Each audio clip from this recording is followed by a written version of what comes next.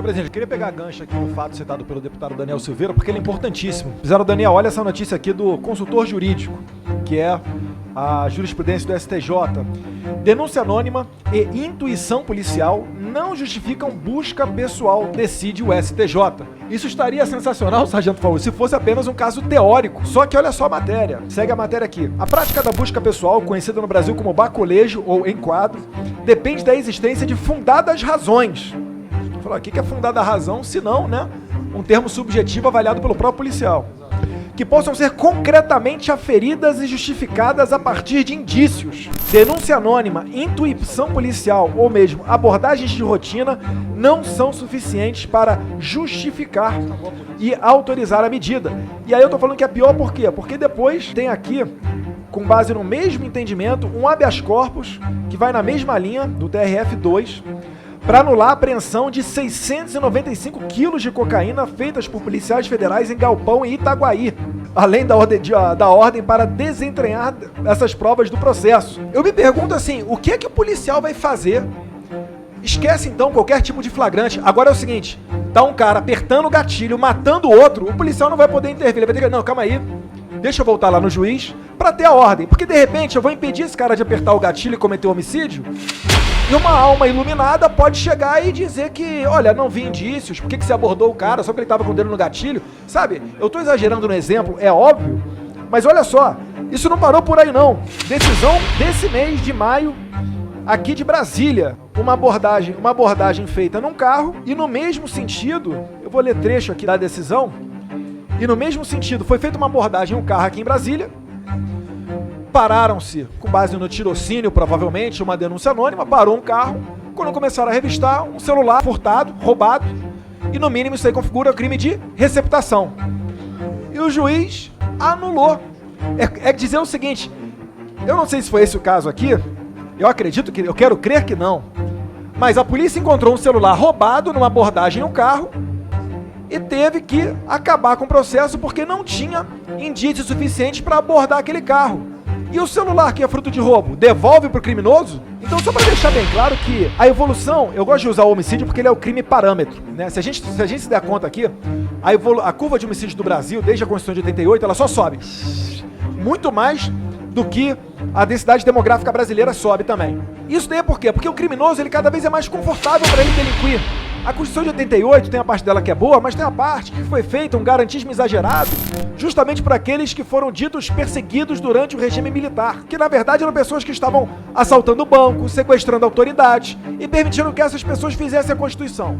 E não parou por ali. Esse pensamento garantista, que tem muito dele lá da base Luigi Ferraioli, lá da Itália, continuou. Lei 9.099, medidas cautelares diversas da prisão, né?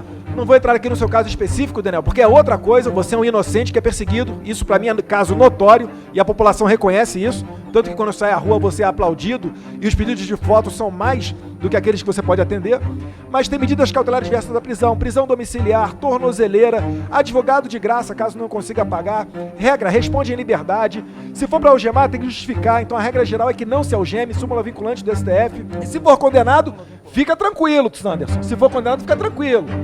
Tem visita íntima, progressão de regime, saidão daquilo, saidão disso, indulto de Natal, papapá. Ou seja, o cara não precisa nem trabalhar.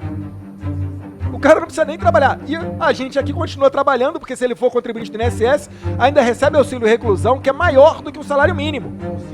Então esse é o arcabouço que vai dando mais conforto para aquele jovem, e principalmente das áreas mais humildes da sociedade, onde o crime é mais sedutor, para ele olhar para o lado e falar para o pai dele que está trabalhando com um trabalho humilde e dizer, eu vou ser otário de ralar a semana inteira para ganhar um salário mínimo? Eu vou para o crime. Vou ter uma vida curta, mas pelo menos será uma vida prazerosa. E essa decisão da STJ, ela converge para essa situação. O policial está sendo impedido de trabalhar. A decisão do Fachin proibindo operações no Rio de Janeiro é um absurdo. Ela está incentivando os criminosos a irem para o Rio de Janeiro. O Rio de Janeiro virou o paraíso da bandidagem.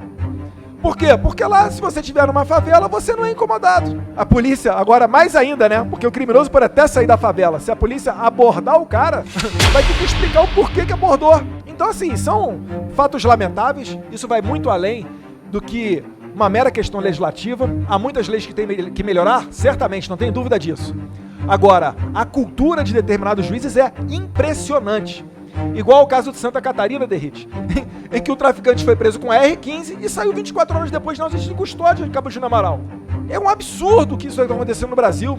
Será que as autoridades não vivem no mesmo mundo que nós vivemos? Certa vez, no passado, eu lembro que a então ministra do Supremo Tribunal Federal, Ellen Grace, ela foi assaltada na linha vermelha.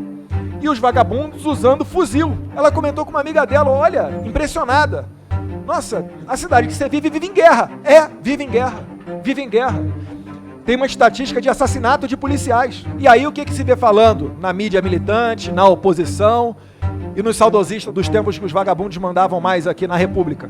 Falando que o problema é a letalidade policial. A polícia no Brasil, ela é a que mais morre, simplesmente porque o policial ele tem receio de apertar o gatilho, de tanto problema que ele vê na televisão, de mesmo estando certo, o cara vai parar no tribunal do júri, fica 10 anos no processo, ou agora, né, como o pessoal do Carandiru, que ainda tá correndo risco de ir pra cadeia. Então essa é a realidade dos policiais. O policial hoje em dia é herói.